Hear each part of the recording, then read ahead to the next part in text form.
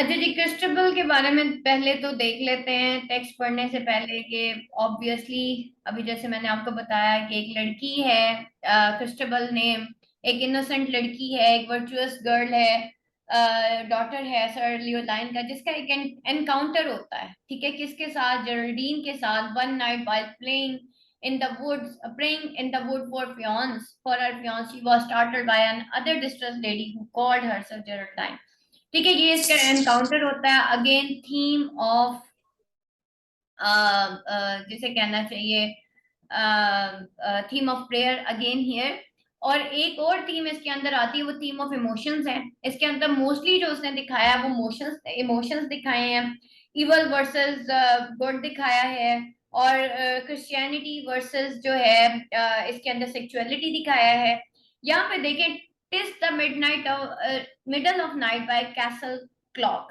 ठीक है, आधी रात हुई किसके थ्रू? कैसल क्लॉक, यानी कि कैसल क्लॉक पे आधी रात है, यानी कि रात के 12 बज चुके हैं। And the owl have awaken the crowing क्रूक, और आउल ने जो है, यानी कि उल्लुओं ने किसको अवेकन कर दिया? क्रोइंग क्रॉक्स को, क्रोइंग कॉक को, यानी कि मुर्गे को जो है वो अवेकन कर दिया। To whit to whoo. ठीक है, अब ये समझ नहीं आ रही कि ये आउल्स की आवाज है या क्रोइंग कूक की आवाज है, यानी कि there is the theme of ambiguity. ठीक है, यहाँ पे एम्बिजियस टोन उसने यूज किया है कि everything is in haphazard mood, और उसने नेचर को यहाँ पे दिखाया है ambiguous. And hark again and the crowing cock, और अगेन जो है किसकी आवाज आती है? क्रोइंग कॉक की आवाज आती है। And how drowsy it crew, कि कितना ड्राउजी जो है ये सब ये क्रू करता है, यानी कि कॉक की आवाज भी कितनी ड्राउजी है। This first stanza of poem Christabel projects on our mind the image of a medieval English castle. ठीक है, सबसे पहले तो इसमें मिडीवल टोन है। मिडीवलिज्म में क्या होता है? जिनों भूतों की बात होती है, सुपरनेचुरल चीजों की बात होती है, सुपरस्टिशियस बिलीव्स की बात होती है। तो आउल तक, आउल या फिर crowing of cock at the midnight, ये दोनों बदशगुनी की अलामात समझी जाती थी। ये दोनों सुपरस्टिशियस बिलीव्स हैं। तो the detail of castle are scattered all over the poem. On the basis of this detail we can describe as a woodland castle. ठीक है, कोई जंगलों में कोई कैसल है। The wood stands at a distance about a furlong from the castle gate. थोड़ी दूर जो है वो वुड, वुड यानी कि जंगल है। The castle is surrounded by moor presumably spanned by a small bridge. In the present poem, the poet has represented the medievalism of English people on grand scale. Here we have poetic vision of medieval English civilization, English culture, English superstitious. For example, so describing the castle, the poet says that the castle clock was striking 12। सबसे पहली बात ये कि castle clock strike 12 करती है the midnight. और वो देखे ना, वो सिंड्रेला की कहानी में वो कैसल के 12 ही तो बजते हैं, तो वो जी फिर जादू का असर फिर खत्म हो जाता है। It wake ups the owls which hoot to wit to woot, he says owls hooting wakes the cock।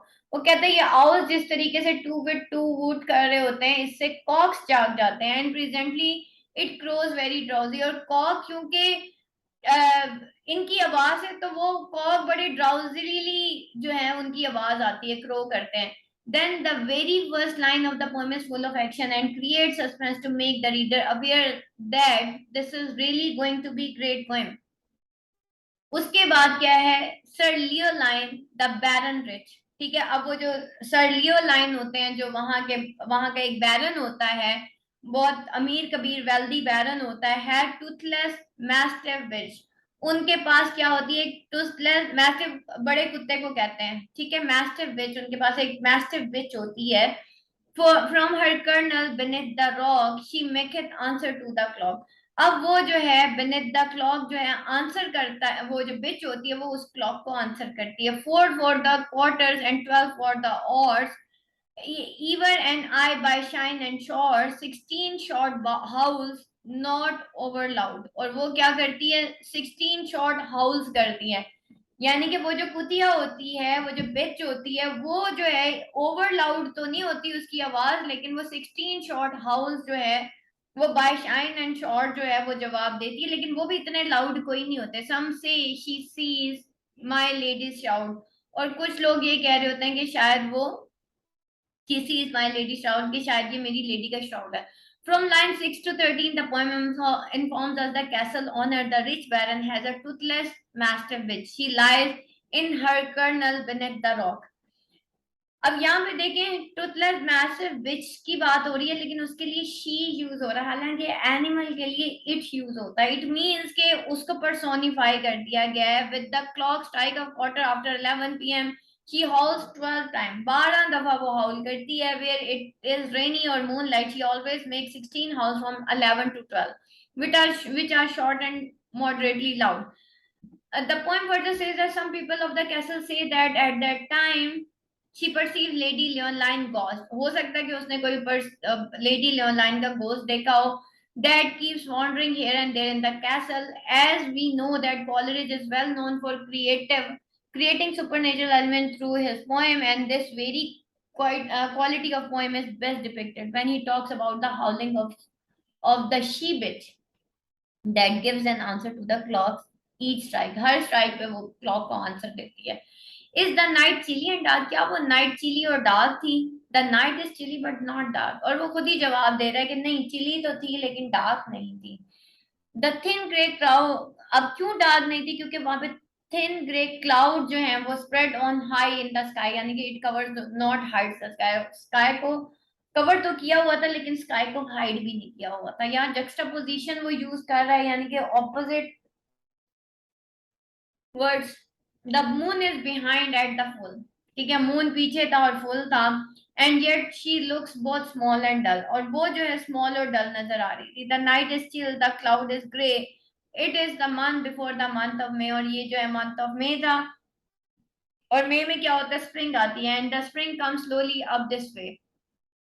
As we move ahead with poem, suspense becomes deeper. Though as now the poem is presented to in terms of suspense story as we read on, it becomes clear is something to be served to us in terms of something unique. In this line, the poet asks and answers himself when he says, "It is the night very cold and dark." The night is very cold indeed, but not dark. The sky is covered with a layer of thin grey cloud. It is not hidden by the clouds. So, although the moon is behind them, yet it is visible as the full moon. Yet it looks both small and dull. The night is very cold. The clouds are grey. The poet says it is April, and the April is gradually showing itself in this region.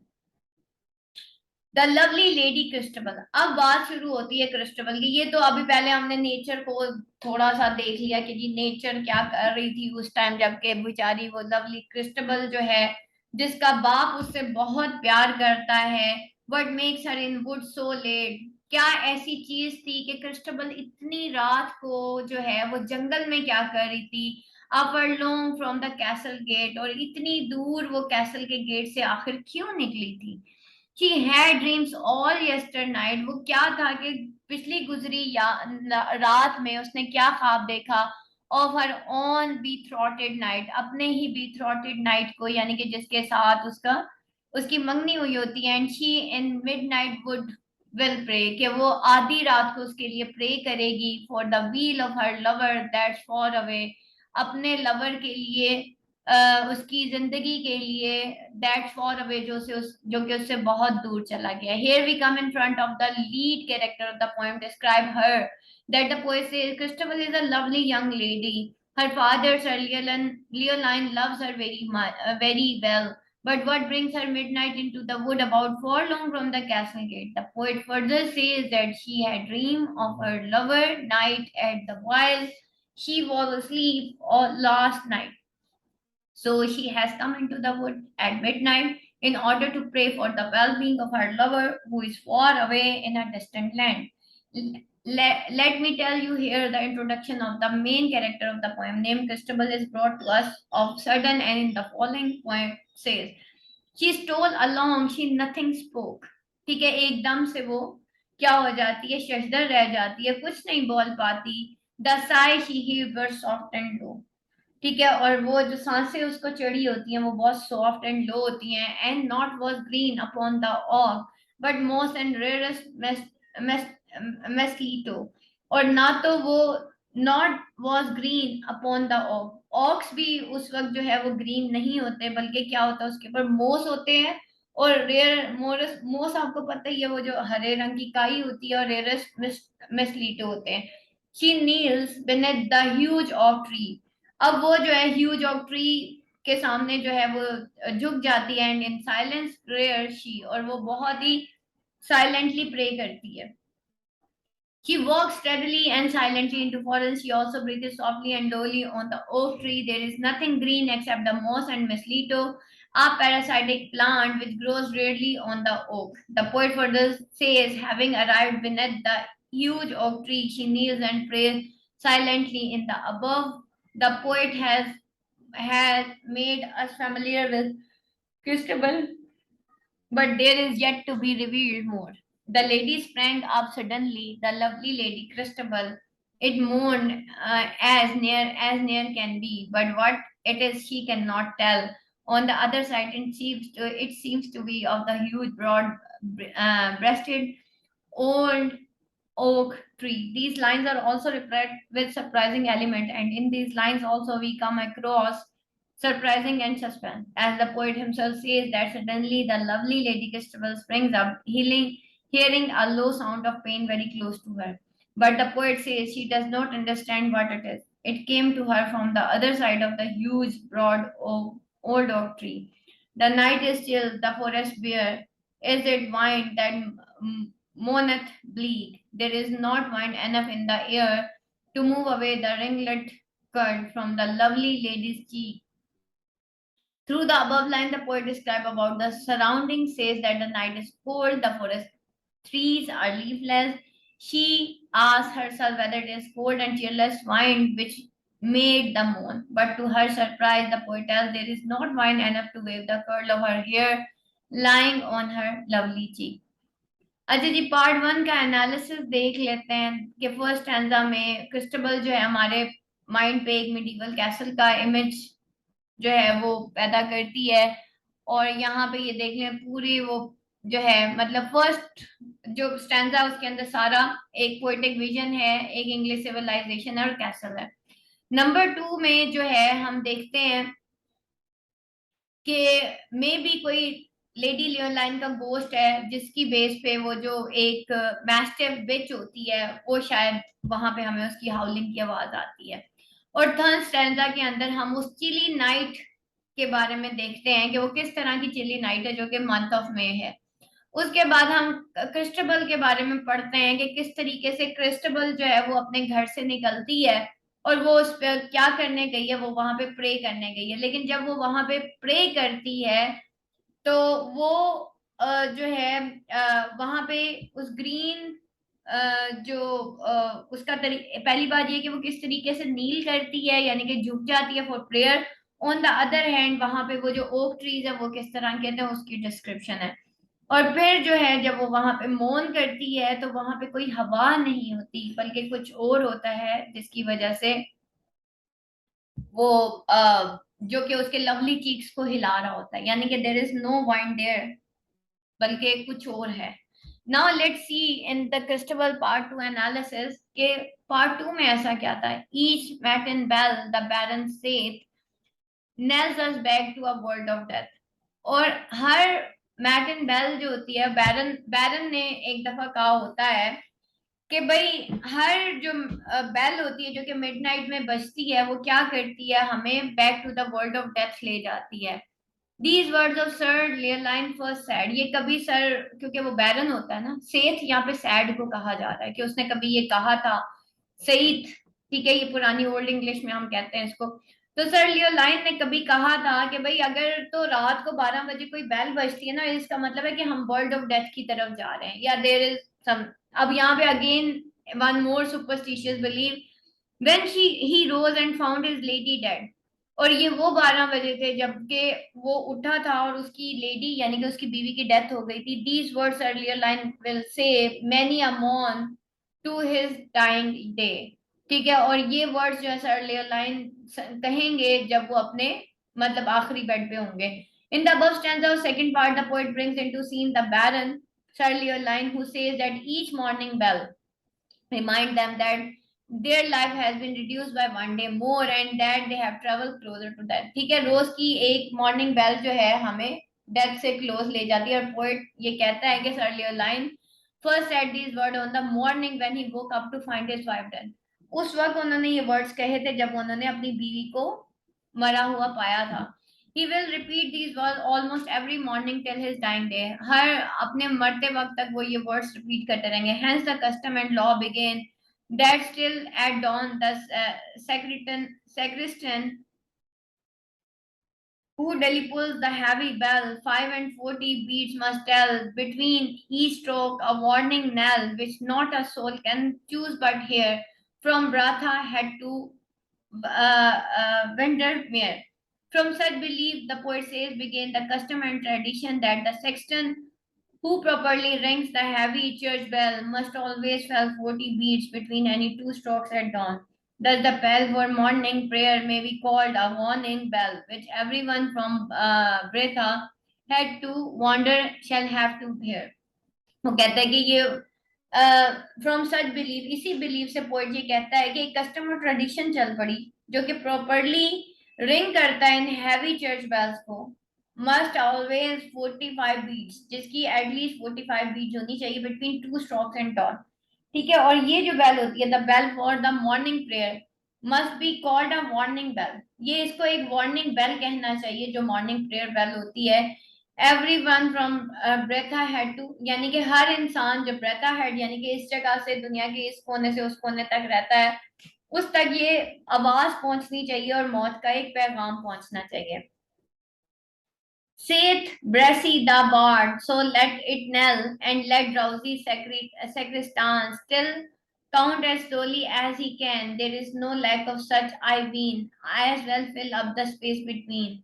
In Langdale, Pike and Witchlear, and Duncan Gilly, so fully rent, with drops of rock and bells of air, three sinful sexton ghosts are spent, who all give back one after to other the death note to their living brother, and off to by the knell offended, just as their 2-3 is ended. The devil mocks the doleful tale with a merry peal from Borodale.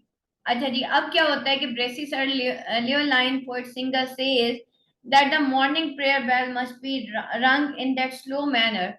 The drowsy section should tell 40 beats between two strokes as slowly possible. The poet trusts that there is no dearth of such people as fill up with sincere prayer the space between two strokes of the matin bell in the mountain called Langdale Pike, in the ravine called Whistler's, and in another ravine called Duncan Gill, which is split disfigured, there are shut up the ghost of three sinful sextons, and they are finished with ropes of rock and bells of air. When the sexton of church, their living brother, rings the matin bell at dawn, those three ghosts, one after the other, also sound their bells of the air as if to echo matin church bell, very often being offended by 1, 2, 3 strokes of their ghostly bell. The devil too mocks at their mournful sound by making a peal of merry sound from broad day.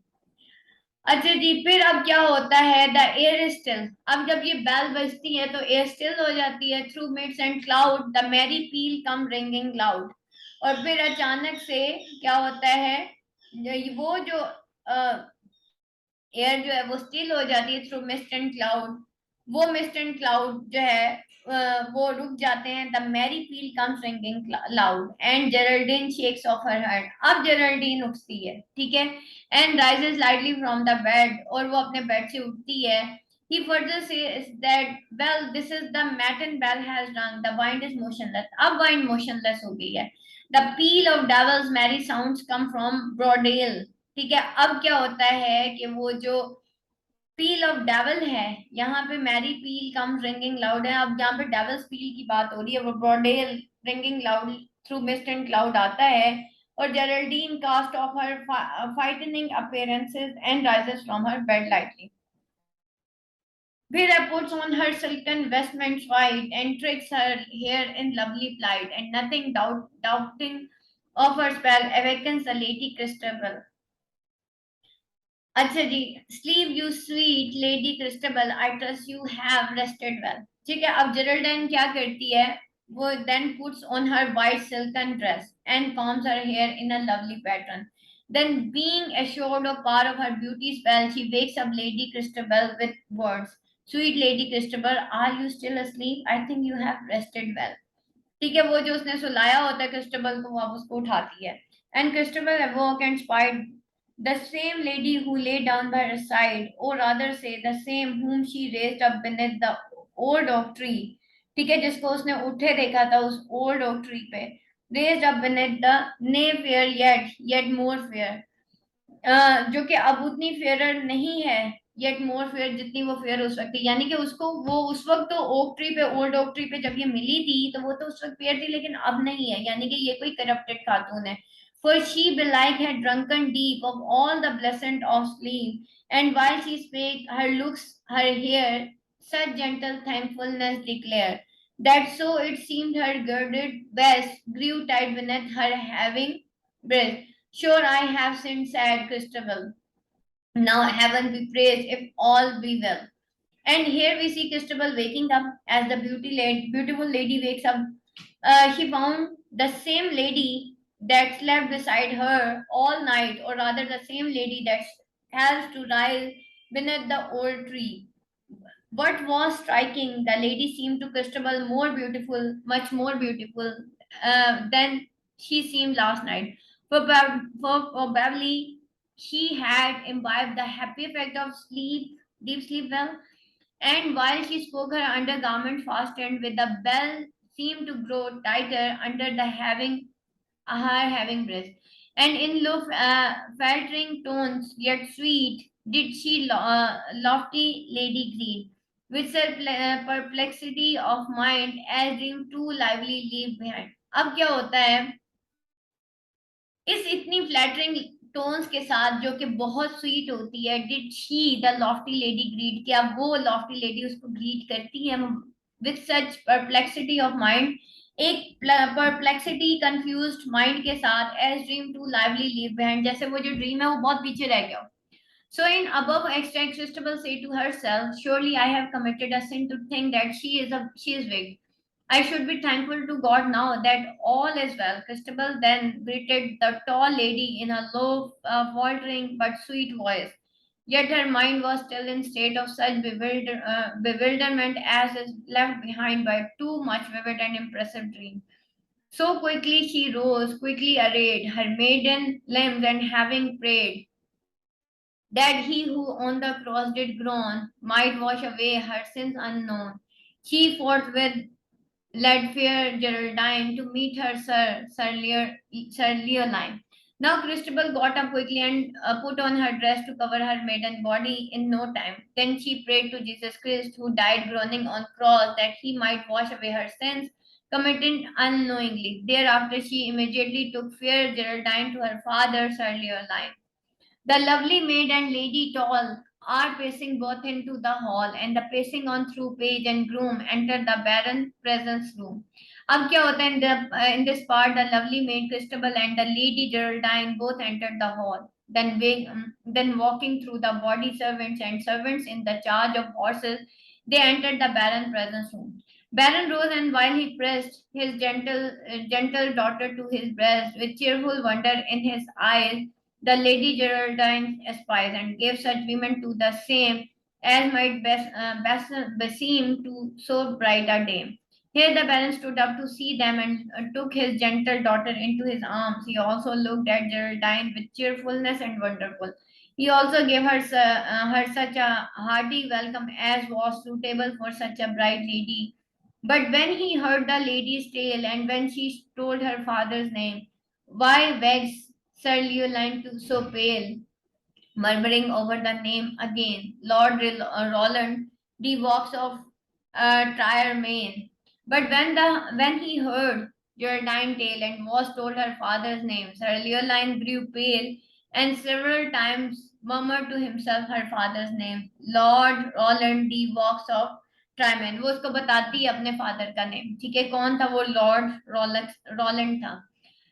Alas they had been friend in youth, ये दोनों जो है कौन, sir लियोलाइन और sir Lord लियोलाइन और Lord Rowland जो है ये अपनी जवानी के दोस्त थे। But whispering tongue can poison truth, लेकिन उनकी जो विस्परिंग टंग यानी कि उनके दरमियान विस्परिंग टंग्स कॉन्स्पिरेसी जो क्रिएट करते हैं ना लॉर्ड्स के कानों में, तो बहुत सारे ऐसे लोग जो कि उस वक्त कैसल के हक में नहीं थे, उन दोनों ने इनके दिलों में, इनके यानी कि दिमाग में पॉइजन ट्रूथ यानी कि कॉन्स्पिरेसीज क्रिएट कर दी थी। And constantly lives in the realms above, and life is thorny and youth is when.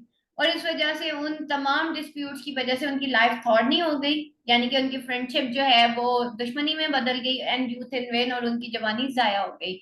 And to be wroth with one we love, और वो रॉथ यहाँ पे रैथ को कहा जा रहा है। और इन कॉन्स्पिरेसीज की वजह से हम उनसे नफरत कर बैठते हैं जिनसे कभी हमने मोहब्बत की होती है।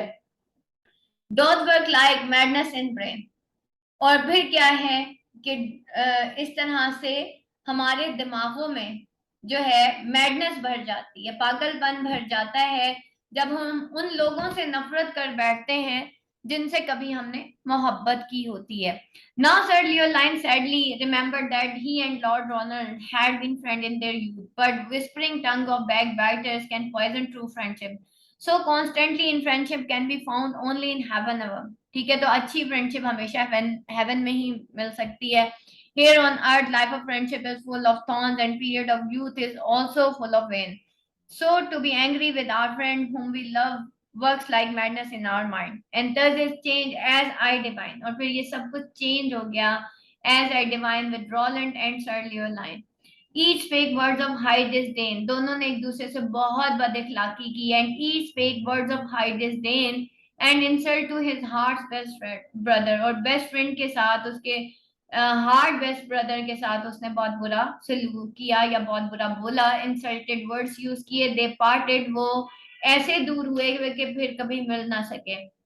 But never either found another, लेकिन वो कभी एक दूसरे को ढूंढ भी ना सके। To free the hollow heart from paining, और वो जो है उनका हार्ट जो है वो एक दूसरे को कभी फाइंड ना कर सके कि वो अपना हार्ट जो है जो कि पेन से भरा हुआ है उसको दूर कर सके। यानी कि क्या है कि जब हम बिछड़ के मिलते हैं अपने तमाम पुराने इख्तलाफात खत्म करने से, तो हमारा पेनिंग हार्ट होलो हो जाता है, यानी कि वो पेन खत्म हो जाता है। लेकिन ये दोनों ऐसा दूर हुए कि कभी इस तरह से ना मिले कि उनका हार्ट उस पेन से आजाद हो सके। दे स्टूड अलूफ, वो दोनों अकेले हो गए। एंड द स्कार्स रिमेन, और उनके दिलों के जख्म वहीं के वहीं रह गए। Like cliffs which had been rent asunder, a dreary sea now flows between.